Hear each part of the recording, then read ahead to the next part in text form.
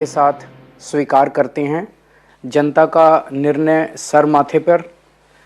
मैं भारतीय जनता पार्टी को इस जीत के लिए बहुत बहुत बधाई देता हूं और मैं उम्मीद करता हूं कि जिस उम्मीद के साथ और जिस आशा के साथ लोगों ने उनको बहुमत दिया है वो उन सभी उम्मीदों और आशाओं पे पूरा उतरेंगे। हमने पिछले 10 साल में जनता ने जो मौका दिया हमें, उन 10 सालों में हमने बहुत सारे काम किए।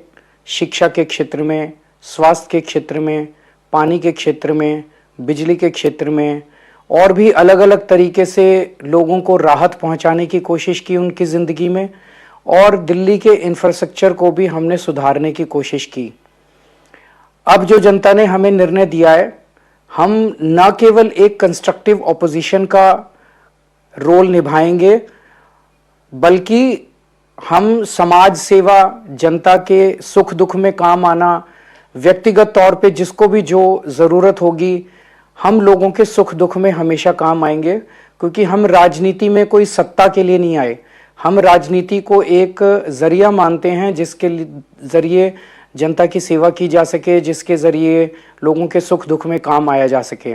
वो काम हम करते रहेंगे और हमें आगे भी इसी तरह से जनता के सुख दुख में काम आना है। मैं आम आदमी पार्टी के सभी कार्यकर्ताओं को बहुत बहुत बधाई देना चाहता हूं। वो बहुत शानदार चुनाव लड़े, बहुत मेहनत की, उन्होंने बहुत कुछ सहा इस पूरे चुनाव के दौरान। उन्होंने बहुत शानदार चुनाव लड़ा। इसके लिए मैं उन सबको, सभी कार्यकर्ताओं को बहुत बहुत बधाई देना चाहता हूं। नमस्कार।